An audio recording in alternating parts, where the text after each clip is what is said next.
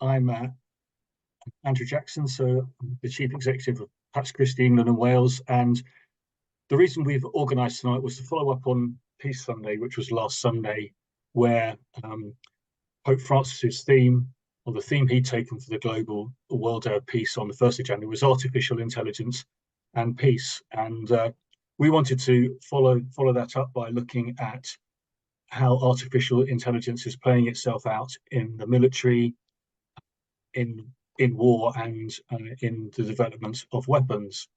And we felt that we could find no better person to help us with that than Chris Cole from Drone Wars. And I'll ask Chris to introduce himself in a minute. I'm sure many of you will know Chris already, know his previous connections to Pax Christi and the peace movement, some of his actions and activities, and some of his writing, and the fact that he's now director of Drone Wars UK.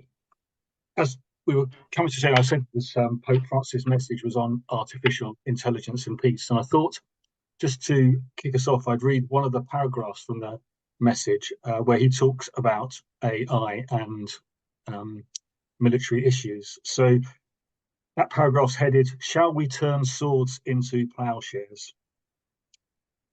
In these days, as we look at the world around us, there can be no escaping serious ethical questions relating to the armament sector. The ability to conduct military operations through remote control systems has led to a lessened perception of the devastation caused by those weapon systems and the burden of responsibility for their use, resulting in an even more cold and detached approach to the immense tragedy of war.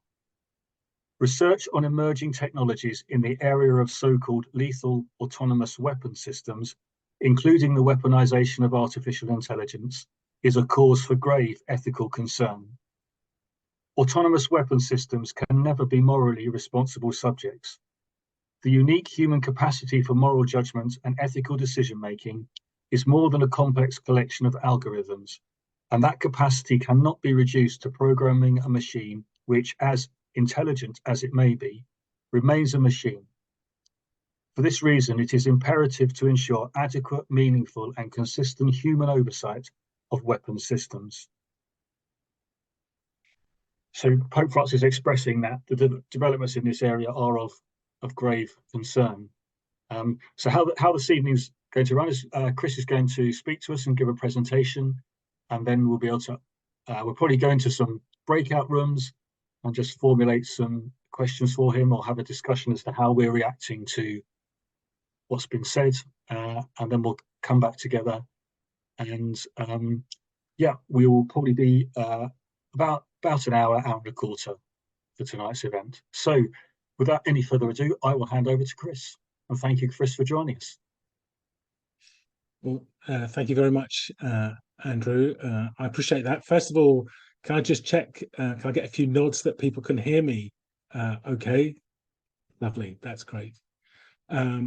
So I'm very pleased to talk about this. It's a very important issue, and it's very helpful to have Pope Francis's words start us off. I think, I would very much want to say that the intervention of Pope Francis and the Holy See on this issue in particular have been very helpful and very much appreciated by those internationally campaigning on this issue. So what I'm going to do this evening is just give a bit of a general introduction and overview on AI, artificial intelligence, and the military, and in particular the push to develop these lethal autonomous weapons, as they've been described, sometimes called killer robots. So I'll give a little bit of a background as well on how we got here. I want to talk a little bit about the basic problem with the idea of autonomous weapons, as well as the kind of very serious moral issues raised. And I'll also say a little bit about where the UK is at the moment with the development of these systems. And also say a little bit about developments at the international level to try to control or ban these systems. And then, as Andrew said, then we'll have a kind of chance for kind of questions and discussions. Really, it's kind of hard to cover all of these things in a neat 35-minute presentation. So it's really helpful and useful to have a time of kind of questions and discussion, really, particularly if I have not kind of communicated very well or not covered all of the issues. I'm sure many people have questions. So as we're all aware, really, automation is spread to many areas of life, with artificial intelligence, AI, being a key component of that automation. Now, there's a very wide debate and discussion to be had about how automation and AI is impacting on society and politics and work and family life, etc., etc. But I'm very much going to be focusing this evening on just one aspect of that, and that's the use of AI in the military, and even more particularly, I suppose, the use of AI in relation to the use of lethal force.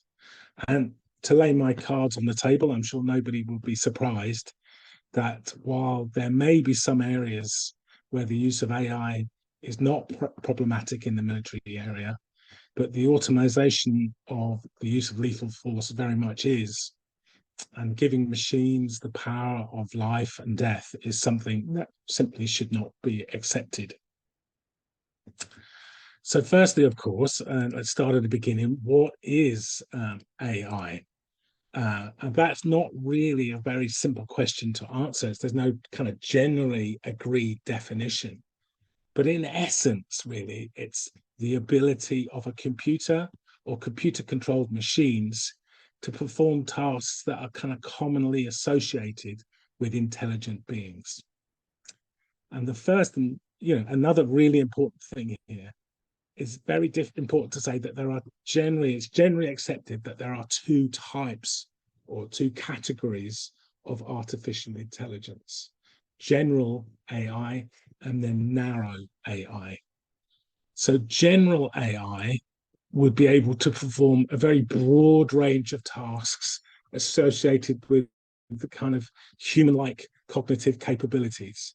And those of us of a certain age, and I think there are many of us on this call, will kind of look back and remember the film 2001 AD, where the computer HAL, this omniscient computer that could do all and would be very intelligent and was greater, more intelligent than human beings.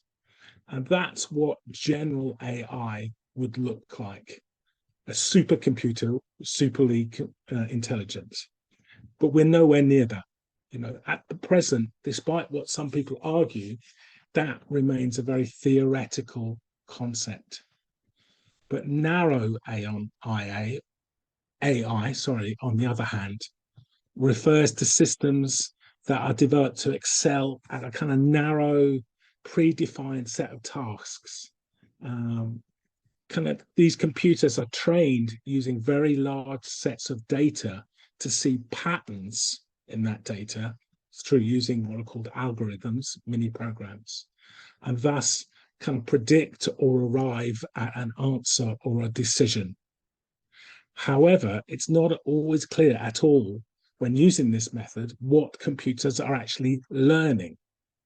And there are numerous examples of when computers come up with an answer, or so-called intelligent computers using narrow AI, that are clearly wrong, and it's not at all clear what computers have learned. So, for example, a kind of famous example is where a computer using these machine learning algorithms was shown thousands of images of horses. So it would be able to learn to identify what a horse was. And later, when it was shown a picture of a horse, it was asked to identify what it was, and it said it was a car. It couldn't identify the horse. And analysts were stumped by this until they realized that the vast majority of images shown, these tens of thousands of images of horses, most of them were on grass. And so the computer had learned, seemingly, we don't know, that it couldn't be a horse unless it was on grass. And the image that it was shown was of a horse in the stables or a stable yard. So this is kind of sometimes referred to as kind of the black box problem in machine learning, where computers are being taught something, but we're not sure what they're actually learning.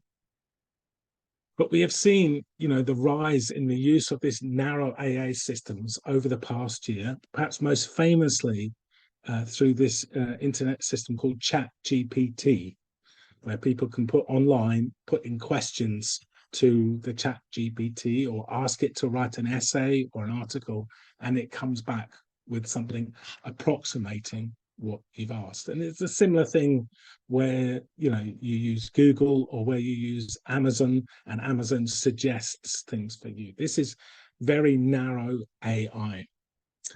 And in the military, there is an increasing desire now to use AI like this for a number of reasons. But before we go there, let's take a step back just for a moment to see where we've come from. And over the past decade or so, the idea of remote warfare through the use of armed drones has very much become normalized. And the US first brought armed drones into service in the aftermath of 9/11. And the Predator and the subsequent Reaper drone have been used in multiple conflicts to carry out targeted killings, both within a war zone and outside in the 2 decades since. And I think, as many people know, while the drone itself is located near the theatre, the battle zone where it's being used, operators control the drone remotely from the ground, often from thousands of miles away, utilizing satellite links. So this way of warfare, remote warfare as it's called, is seen as giving 2 important kind of strategic advantages. Firstly, greater persistence, because it allows the aircraft to continue for many, many hours. Normally, aircraft really can only stay up in the air for a few hours before they have to change the pilot or land. But because the crews are on the ground, they can change them every 2 or 3 hours. So it's this persistence that's seen as a big advantage. But secondly, of course, it enables what's being called risk-free warfare. It's possible to engage in warfare without risk to your own forces. And as we all know, over the last decade, 2-3 decades, publics have become very much risk averse in war. They don't like to see our young men and women sent overseas, injured in wars. And that's very much led to a decrease in support for the idea of military intervention. But through using remote systems, through using drones, that's very much been changed. So for many years, right from when I began being involved in this issue, there were only 3 countries that had armed drones: the US, Israel, and China. But over the past decade, since 2014, really, the use of armed drones has proliferated horizontally around the globe, with huge numbers of states now operating these systems for this idea of risk-free warfare.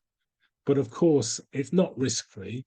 We've seen it's really transferring the risk of war from combatants onto civilians. And we've seen a huge rise in the number an increase in the number of civilian casualties from the use of drones. However, we're also now seeing what can be said to be vertical proliferation, as well as horizontal proliferation around the globe. Vertical proliferation is that these drones are changing and developing in all sorts of different ways. So now, particularly over the last year or 2, since the Russian invasion of Ukraine and Ukraine's response, we've really got used to this idea now of what are called suicide drones, or one-way attack drones. These are small drones programmed to fly to certain locations and explode. And increasingly, drones are becoming much more autonomous in certain aspects of their operation. The worry is that they will turn into truly autonomous weapon systems powered by artificial intelligence and machine learning. That's the direction of travel, if you like. So there we're going to likely to see the development not only of drones that are able to fly themselves autonomously, but those which are able to kind of select and identify and destroy targets without human control. So the reason for this push is the desire, partly the desire for speed. You know, the pace of the battleground is accelerating, and humans are seeing as the weakest part of the chain. They take too long to make decisions compared to the speed that computers can take decisions. And another reason is to untether the weapons from the chain that it communicates with to the controller, the pilot, and the commanders, which again is partly seen as being too slow, but which is also a weak link because it can be jammed or hacked. So it's much better, it's argued, it's much more efficient for the weapons themselves to be autonomous because they can be faster and they're not at risk of being hacked. But as we know, and as Pope Francis has articulated, there are very serious problems with this. Lethal autonomous weapon systems, as they're known, are not really engaged in thinking or making judgments. They're merely processing data. They lack the ability, for example, to adhere to kind of vital international law principles of distinction and proportionality, to distinguish between civilians and combatants, and in particularly to judge whether a loss of life through using a weapon, through an attack, is proportionate to the perceived military advantage. So these are fundamental aspects of international law governing the use of lethal force. And many argue that this alone, the fact that these weapon systems are not able to do that, should make lethal autonomous weapon systems unlawful. But another aspect is what's called the responsibility gap. Who will be responsible for when a machine kills, particularly if something goes wrong? And we all know not only machines, computers make mistakes, but in war, lots of mistakes that happen. So who can be held accountable for that? There are all sorts of arguments about whether it's the designer, the engineer who designed the software, designed the system, but often these systems are designed many years before and bits are added on and changed and developed. Is it the commander back at the field who will argue, well, I had no decision, I had no responsibility for this incident? So there is this real important responsibility gap. But perhaps more fundamentally, and again, this is something that the Holy See has referred to, the problem really with these lethal autonomous weapon systems is they treat humans as objects. Machines simply cannot understand the intrinsic worth of human life. And we would argue, and the Holy See argues, that it's immoral for machines to decide to kill human beings. Okay, so I hope I haven't sent too many people to sleep with that. But it's important to be aware, I want to carry on, that there are two separate ways that AI and autonomous technology is going to be used by the military. And I'll talk about drones because that's what I know, but also it's most likely that drones will be the system that develops into autonomous weapon systems. So in many ways, a drone mission itself, and all of us have seen images and film of drones flying over Syria or Somalia or Yemen or Pakistan or Gaza or whatever. That drone mission that we see is really just the visible tip of a huge iceberg. And below the surface, there is a huge intelligence gathering operation intelligence gathering, intelligence analysis, intelligence distribution, what's called the intelligence cycle. So, a problem is identified, we have to go and gather information about that. That information is processed and analyzed, and then it's disseminated, and then action is taken, and then it all begins again, this whole cycle. And Edward Snowden and many other whistleblowers have helped us to understand just how much US and UK intelligence agencies work together to capture phone and computer and all sorts of communications data from around the globe. And this enormous mass of data is collected and shared and mined by intelligence and military agencies for many reasons, but not least to develop what's called targets for drones to find, fix, and finish. Is the kind of how the military describes it. So there is this huge system, one of the systems called the Distributed Common Ground System, and this is a slide from the US Air Force, which shows the reach of how all this information from drones are kind of shared and distributed. And being a US slide, you can very much see that the US is very much at the center and very much enlarged. And the Middle East is a kind of little corner up there, and Europe is a little corner down the bottom. But all this information is shared around. And there is a part of that here in the UK, at RAF Whitton, called Crossbow, which is the UK Intelligence Fusion Centre. But there is, as we all know, so much data now that analysts are simply overwhelmed. And experts say that it would take a decade to process information that's just gathered in a month. So inevitably, computers are used, and the intelligence information is analyzed, and this is where AI is coming into this part of the kill chain.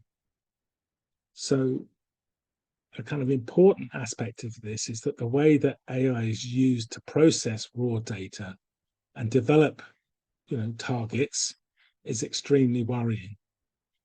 We know that there are real structures of inequality and injustice and bias in our society, and those prejudices live and are reinforced by the data that's captured and how that data is used and categorized and how individuals are labeled.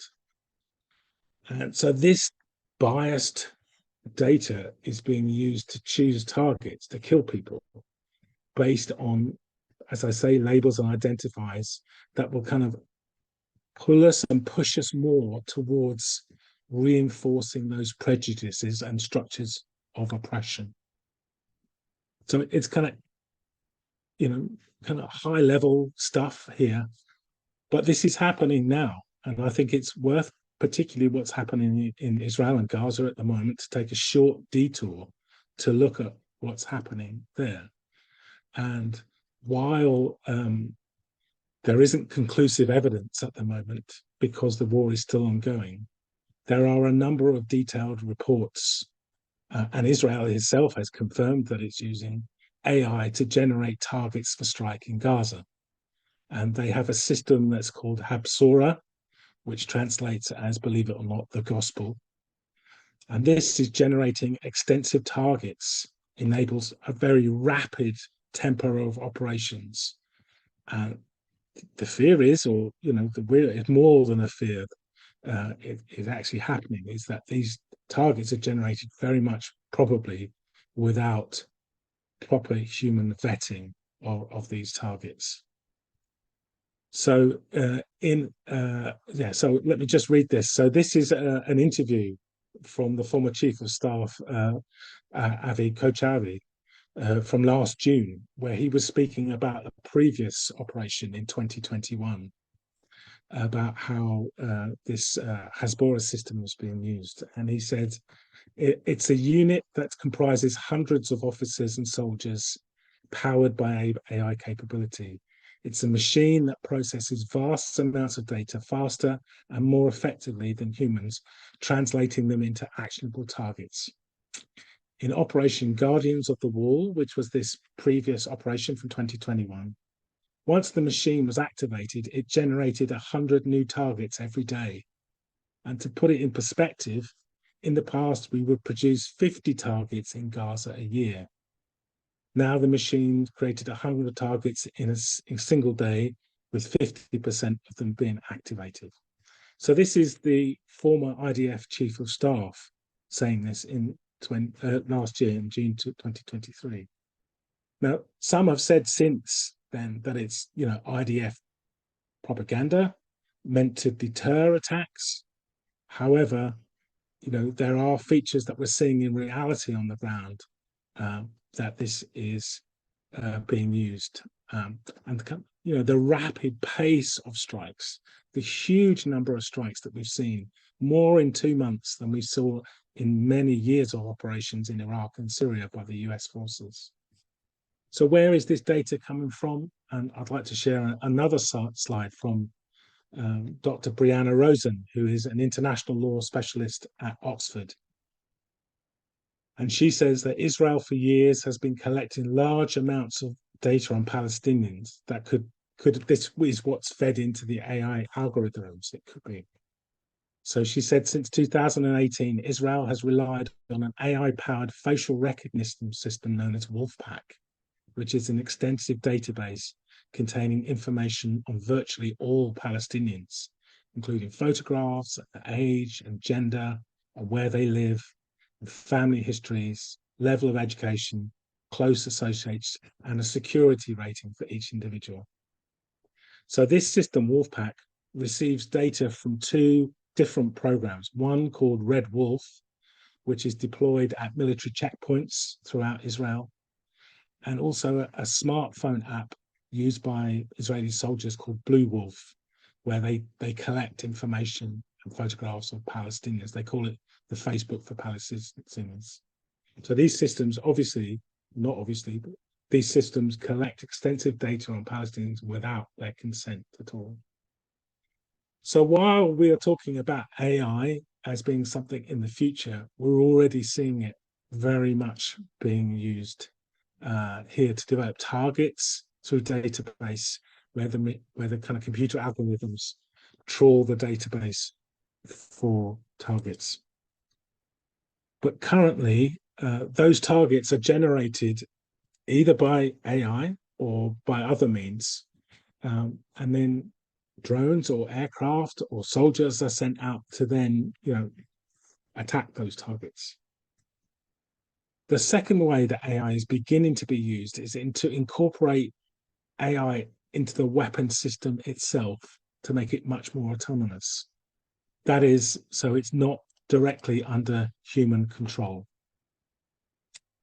So currently, the armed drones that we have, some of them have a degree of autonomy in some of their function. So for instance, in relation to flight control or maintenance and stuff like that. But at present, human control is maintained over the use of force.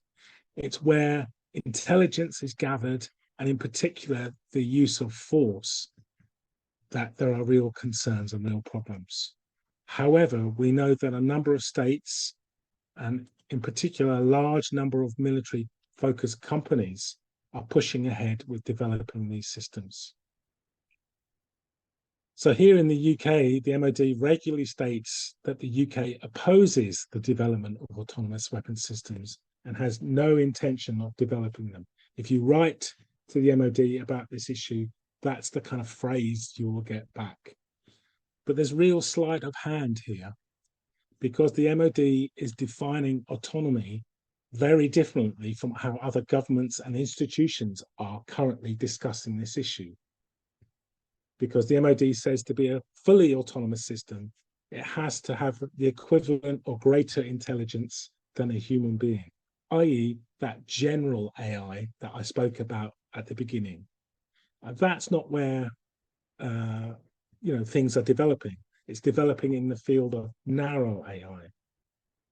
So even at the same time that the UK is saying very publicly that it doesn't want to develop autonomous systems, it is very much pushing ahead. A number of organizations, private companies, and government agencies in the UK are very much working to develop these systems. So at the end of 2022, for example, the US and the UK held a joint exercise not far from me, about 10 miles away from me on Salisbury Plain, to trial some algorithms that it had developed to control a swarm of drones. Now, these were small drones, but the algorithms will be, used for all sorts of systems. So these trials were part of this new. There is a US-UK autonomy and artificial intelligence agreement, and we've asked to see it, and a number of MPs have asked to see this agreement, but it's of course national security, and we're not allowed to see it.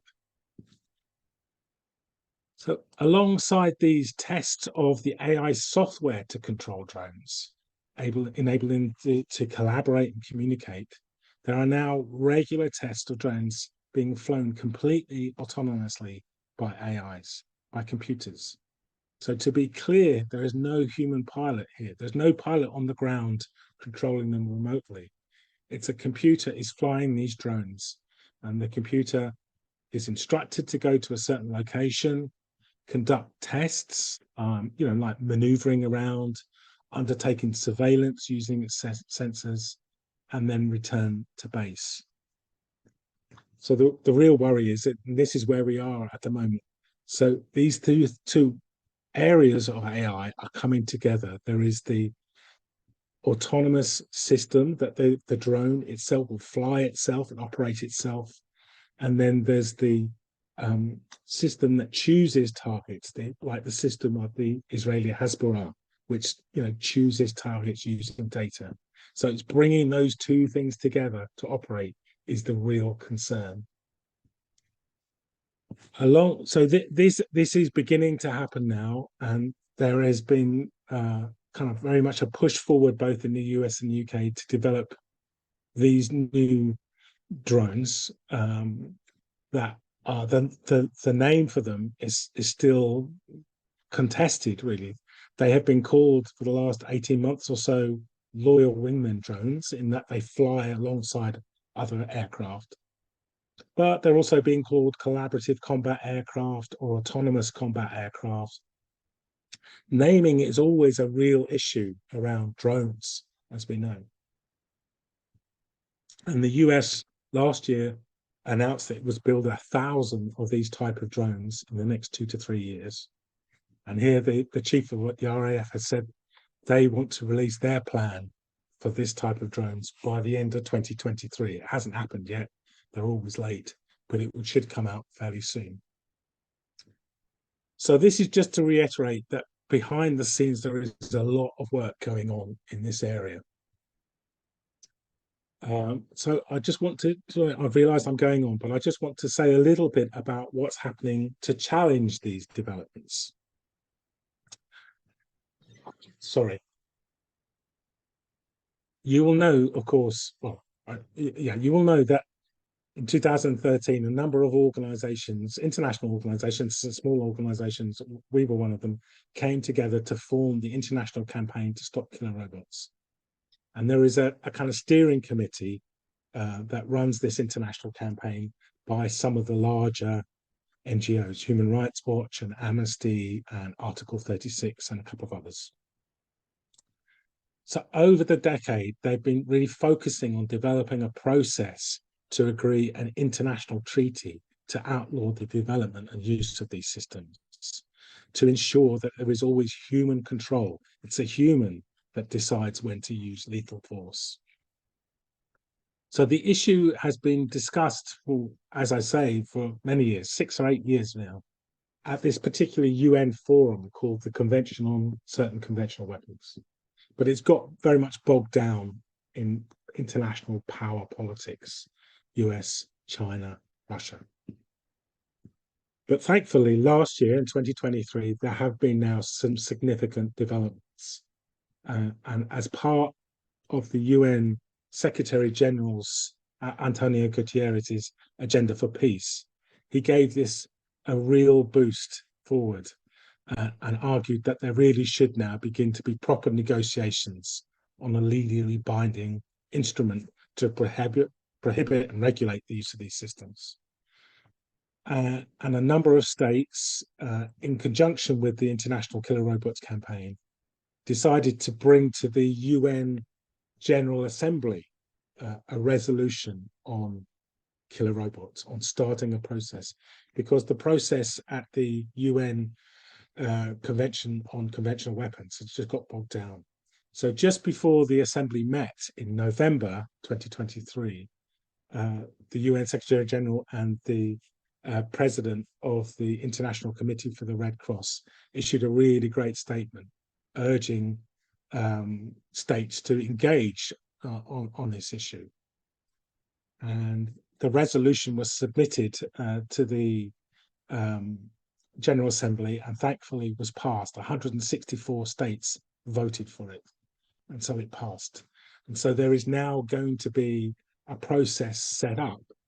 Well, again, these things take time because the resolution called on the UN Secretary General to seek the views of states to setting up a process. The process will be similar, in a similar way to the Landmines Treaty process began and operated, and also the Arms Trade Treaty process. So a kind of a process under the auspices of the UN General Assembly. So there will be time, that this thing will take time, but we will very much hope it will develop. But there are a long way to go on these things. So plans are in preparation now around various organisations to encourage public lobbying to ensure that the UK very much engages with this process and supports this process towards building a treaty. Obviously, there will be all sorts of disagreements and arguments about the treaty itself, but a big step forward would be to have this treaty process begin. Meanwhile, and I'm just coming to an end, sorry, I know I'm talking too long. In the UK, last December 2022, the House of Lords voted to set up a special year-long committee to investigate the development of autonomy in weapons systems. And Drone Wars and a number of other organisations within the UK Killer Robots Campaign worked with peers behind the scenes to kind of raise the issue. And they took oral evidence and heard from a huge number of witnesses, both campaigners, but also corporations and companies and the MOD. And just in December just past, the report was published. And while they were never going to support a complete ban on the use of AI by the military, it did take a very skeptical view, and again is urging the government to engage in this process, and it's calling for a kind of a swift agreement of an effective international instrument, as they call it, on lethal autonomous weapon systems. And it very much argues that there should be a retention of human moral agency over the use of force, and it says, as the government has said many times, that they want to be a safe and responsible user of AI. So if they do want to be a safe and responsible user of AI, we need to prohibit the use of lethal autonomous systems. Okay, so I know I've tried to cover a lot there. I've given you a bit of an overview of what AI is in the military area and what the problems are, what's happening both in Gaza, but also developments here in the UK, and how the international community of NGOs is trying to grapple with this. So I very much, as I said, I can't cover everything, so I look forward to kind of questions and comments. So over to you, Andrew. Thanks, Chris. That's really, really helpful. And just say thank you from behalf of all of us for the amount of work that is clearly gone into putting that together. I realise you might have done that for other contexts as well, but still, the amount of work and extent of your knowledge, but also for presenting that in such a clear way. So thank you for that. So what I'm going to suggest is I'm going to ask for Aisling's help on this. If we can, just for 2 to 3 minutes, probably just that, we'll put you into small breakout rooms. And what I'd like you to consider first of all is just to say, what did you learn that was new? And it might have been tons, it might have been just a little bit. And what most struck you or concerned you from what Chris has said? And then out of that, what might your question be to Chris? So start formulating your question. So Aisling, have I sprung that on you, asking you to put us in breakout rooms? But no, Right, if we do that, and we'll bring you back in about 3 to 4 minutes, just give you a chance to say hi to each other and what struck you, what you learned that was new, and then we'll come back. Great, welcome back, everyone. Hope you had a good time meeting each other and stuff. So how we're going to do this? We're going to start off by trying. If you got a question, if you could put the raised hand symbol on your what's the word? On your reactions, so at the bottom of the screen, and then we'll come to you, and Chris will no doubt do his very best to answer your question. So Richard, first of all, do you want to unmute yourself and ask your question? Yeah, thanks, Andrew. We had a rather rich discussion there, very quick, a lot of dense thought going about. I think some of us had different questions. Anyway, my question was, what are the prospects of a legally binding and humane regulation of these AI drones before the technological kind of global arms race explodes? Because I can see it leading to another arms race. There's a lot of money to be made out of them. Yeah, thanks, Richard. That, I mean, that's, I was going to say the $64,000 question, but it's probably what $64 billion question these days. I mean, I think we are in a race now to convince, to ensure that there is international political will to outlaw these systems before they begin to be used. Because once they begin to be used, it's going to be very hard to put the genie back in the bottle. It was the same with drones. Armed drones, we very much pushed to regulate them before they proliferated so widely, but for various reasons that didn't happen. And of course, there is going to be a lot of lobbying by those with vested interests, as you say, the large corporations, to ensure that they can, these systems aren't banned or restricted. But we have to really work very hard now over the next couple of years to ensure that there is political will to do this. And I do think the public are worried about AI. I do think it is something that touches a lot of people. The idea that AI machines, in all sorts of ways, can take over our lives in various ways. So I think if we can, well, I'm hopeful anyway, that if we can mobilize public opinion, that we can push the international community and states to regulate this system. We've done it before with landmines, even though there were holdouts, like the United States still holds out against that. But generally speaking, it's held. The same with chemical weapons and biological weapons. So it is possible, but we need a lot of public support for this. Thanks, Chris. Anyone else? Am I missing anyone raising their hand? Yeah, Kate. Do you want to unmute yourself and? Yeah, I'm sorry to be negative, but we're not already too late. it seems to me that Israel's pretty far advanced, and Israel won't listen. I don't think that Israel was interested in landmines, but it uses white phosphorus, which is chemical weapons.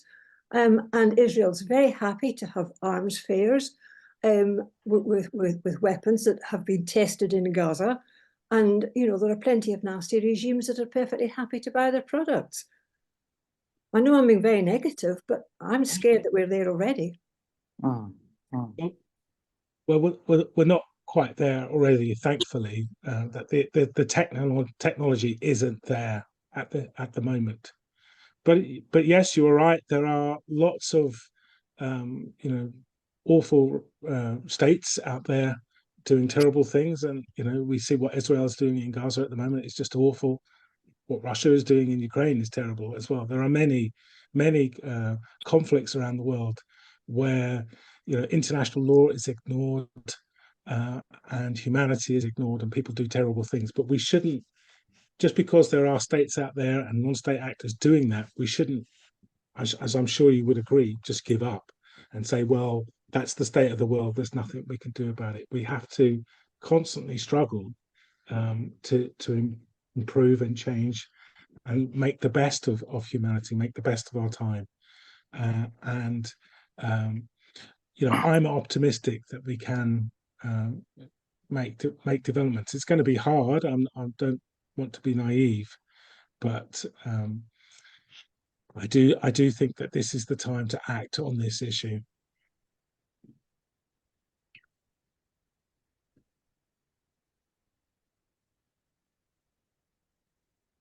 Sorry, I was on mute there. I was talking away to Grace. Grace, would you like to unmute yourself and ask your question? Whoops. Sorry, I'll try and appear so that I don't be talking without a face behind the voice. We've all said in our group, you know, the genie's out of the bottle. You can't put it back in again. So how do we actually control what's happening? And so we're more or less repeating up a lot of the points that have been already made. But one of the things I think just now it's exercising my concern is the reliability of the technology. We've just seen the carry on with the post office, the dreadful situation there with all these postmasters. How can we trust this technology even we want it to use it? Or is that a means of actually putting pressure on governments and the public generally to protest against them, that technology is never going to be infallible? Well, yes, I mean, I certainly think that we shouldn't trust the technology. You know, technology, certainly all the manufacturers, as we all know, you know, computer manufacturers, arms manufacturers, all sorts of manufacturers make huge claims for the efficacy of their systems. And I think the Horizon scandal, as we have just seen, you know, really undermines that and shows how that simply isn't true. Again, I would repeat, I don't think the genie is out of the bottle. Obviously, you know, warfare happens all the time and technology is being brought into war all the time. But we still have an opportunity here to kind of outlaw these systems. And yes, militaries will want to use these systems and arms companies will be happy to supply them. But we have to kind of, you know, challenge that and, you know, develop our work to ensure peace. Thanks, Chris. Next for me is Heather. Do you want to fire away with your question?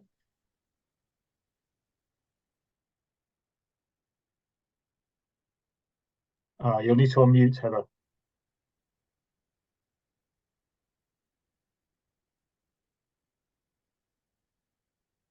Heather, Okay, sorry. That's Okay, I thought I had it unmuted. Chris, I know we talk a lot about science fiction. We're on the same page about that. And I was looking, there's been a recent season of Vigil where they have the British government or the British military showing a demonstration to some folks from Qatar or some Middle Eastern country how drones work, UK drones work, and how they could be precision targeting and so on. And they are there and they are fabulous. And although I agree that the systems are not perfect yet, the incentive is money, the arms race. arms manufacturers are going to put everything they can into developing any sort of systems that are going to make them money. And that is what makes me worry about drones. Not that we're not there in terms of AI, but that the incentive to develop them to the point where we can sell them and make money, I think will push the whole movement to that extent, if you know what I mean. Yeah, well, hello, Heather, and nice to speak to you. And I don't think any of us on this call have any illusions about the kind of military-industrial estate, and its desire to kind of promote conflict as a way to kind of boost the coffers. I think we all understand that, and I think our task in a militarized world is to challenge that. I'm not saying it's easy, but I think that's what we're called to do. We're called to stand up, as the Pope Francis has called, to challenge these developments.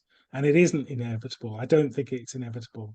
I think that we have an opportunity to make changes. And in terms of Vigil, I didn't see it myself, but I read about it, and I think it was one of the kind of issues about it was one kind of these systems be hacked, and of course that's one of the issues, not only with autonomous systems but drones, etc., is that they can be reprogrammed and hacked, and that's one of the problems. We're constantly told. There was a very famous demonstration at the Pentagon a number of years ago where the Pentagon demonstrated an unhackable drone, a small drone. And of course, when they said that, it was, like a red rag to a bull to the hacker community. And of course, they hacked it within hours. So these unhackable systems are never as unhackable as they're claimed. Thanks, Chris. Just, I'll come to Terry and Deolinda in a moment, but Jan Harper's asked a question in the chat, Chris. Can you say anything about local universities' involvement?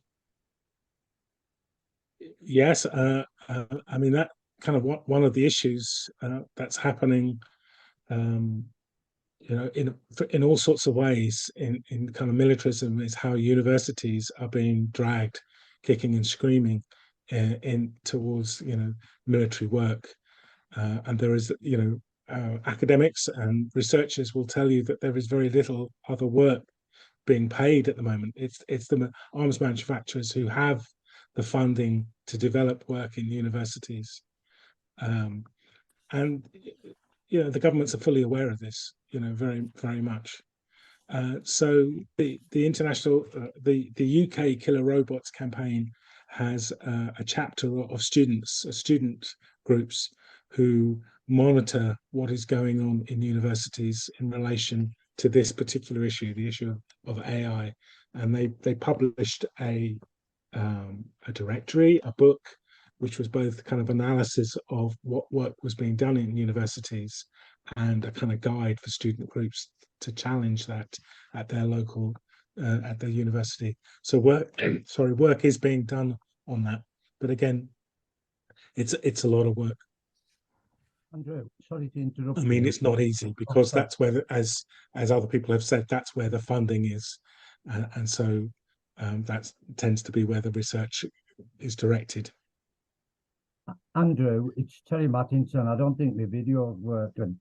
I'd just like to ask the question, Chris. Yeah, very far away, Terry. Yeah, some young people asked me in school today when they were going to have peace in this world, and when will adults listen to young people? And I'm talking about young people, not just in primary schools, in high schools. And we're working with Aislinn on a project at the moment, a peace project. And I think Aislinn's job is so important about educating young people. And I mean all, not just university people, because not everybody goes to university.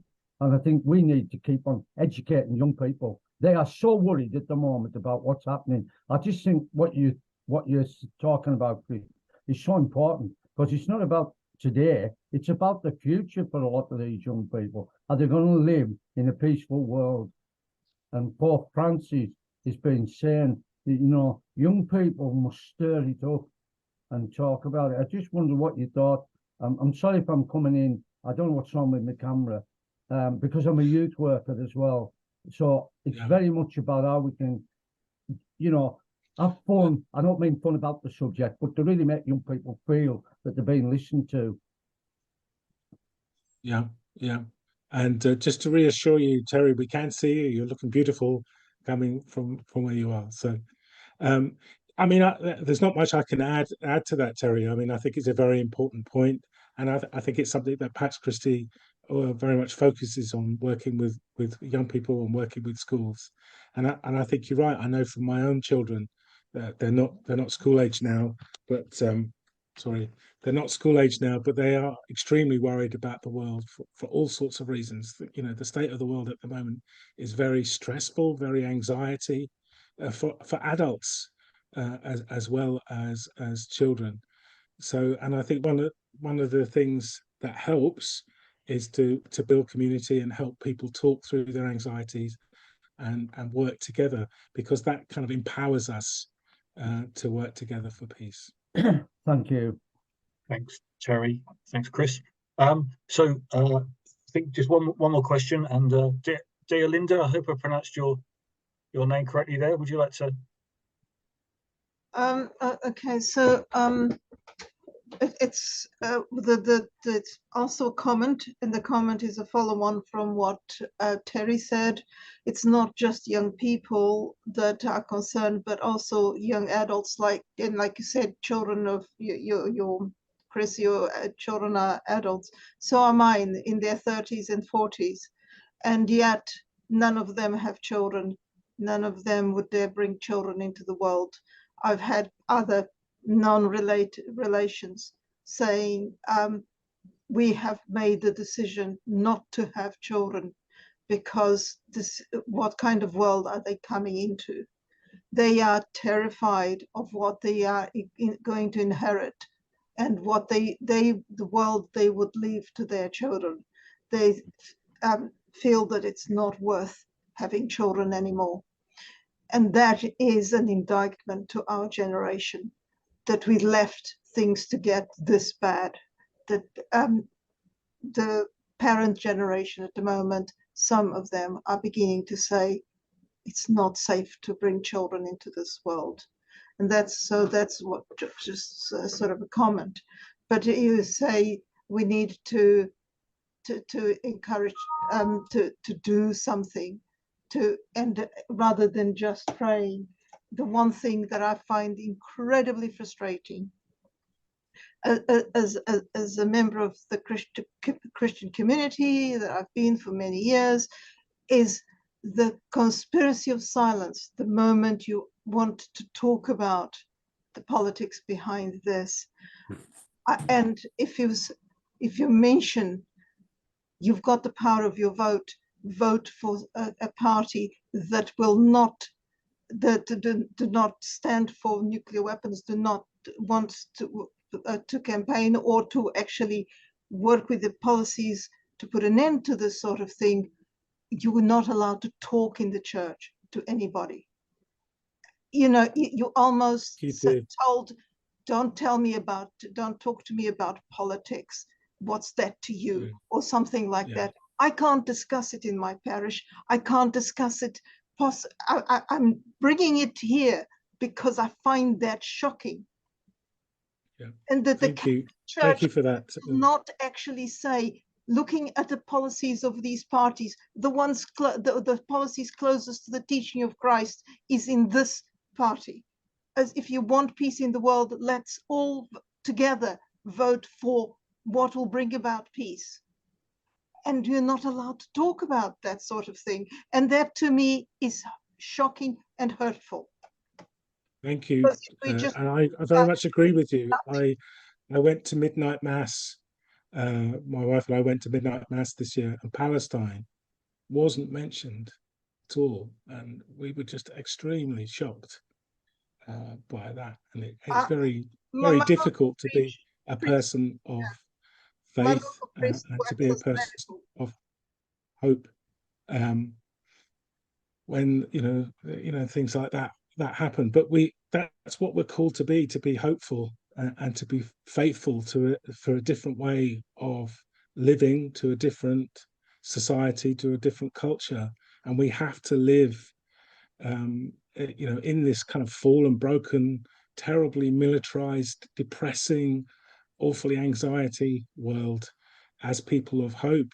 And it is hard, but the only way I think we can do it is in community. And if we can't find that community in our local church, we have to try and find it through associations like Pax Christi and other organizations.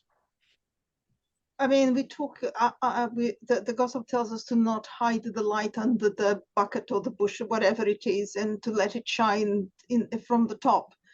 How can we, if we as Christians, I'm kind of expected to not say anything, to hide from the world and from the Christian community the good news that there is an alternative out there, and it's so frustrating. Thanks, Darinda. Thanks, Chris. I'm good to draw things to a close. I just want to say I heard this afternoon that once you get past the hour on a Zoom call, the effectiveness drops off. So we'll draw things to a close. So just say thanks to everyone for coming. It's really good to see everybody. And I think I've only been with Pax Christi for a year, but this is definitely the largest response we've had to an online event. So thank you everyone for coming along, and just say thanks again to Chris for your presentation, the work you put into it, and for the clarity you brought. So yeah, if you want to show your appreciation to Chris by either clapping on screen or putting the applause. Thank you. Can I just say it's lovely to see many familiar faces. I'm sorry I haven't had a chance to say hello individually to you all, but it's lovely to see you and to know everyone is still a part of this wonderful movement. Thank you. Yeah, thanks, Chris. So we're going to take this forward ourselves as Pax Christi in terms of looking at what action we can take as individuals, and where we can at one level sign petitions, and where we can join in the lobbying that Chris has spoken about. So keep an eye on our website and future e-bulletins around what we can do next. And I see someone's asked that very question: what's the most important thing we can do? I think I might be about to suggest that I think we mustn't underestimate the power of praying and bringing this issue to God in our prayers, and that's what's going to create the movement. And seen that before. So alongside our physical activism, that being rooted in prayer as well.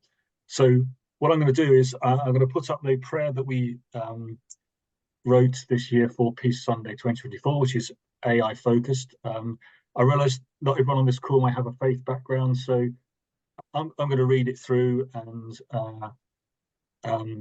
if we stay muted, but if you want to join in, then please join in on it. In your I'd be very rude, Andrew, and say one last thing. Sorry, of course. Just to say, I saw somebody said, "What's the one thing that we can do?" And I agree with your prayer, but also keep each other going. It's so hard to keep going, and we keep each other going. So let's all commit to keeping each other going with this work. Yeah, thanks, Chris. Yeah, absolutely. You said, I think you said in one of the answers to the questions about doing this in community, and that's what we want to be as Pax Christi England and Wales, a community. So if you're not a member, please do think about joining us. Right, let me try sharing my screen and see if that works. It does on one level.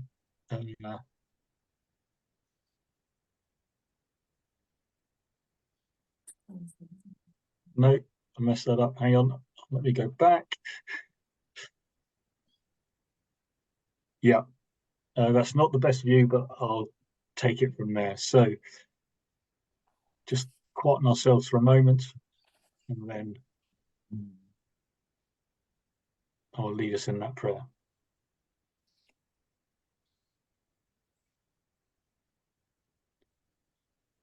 God, our creator and sustainer, We thank you for the gifts of creativity you have given us, for the ability to explore science and understand your creation.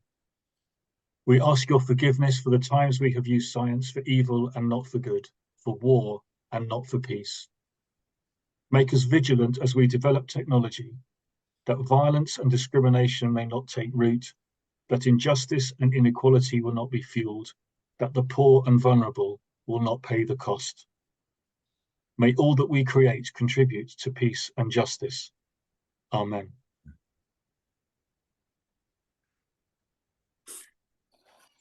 Thank you, everybody. So we have recorded tonight, so we'll be putting that up on our YouTube channel in a few days' time. So anyone who wants to, well, have a listen again or perhaps share that, you'll be able to do that, and we will let everyone know on social media and on our website that that's up and ready to share. In the meantime, thank you again, and thank you to Chris, and enjoy the rest of your evenings. Thank you.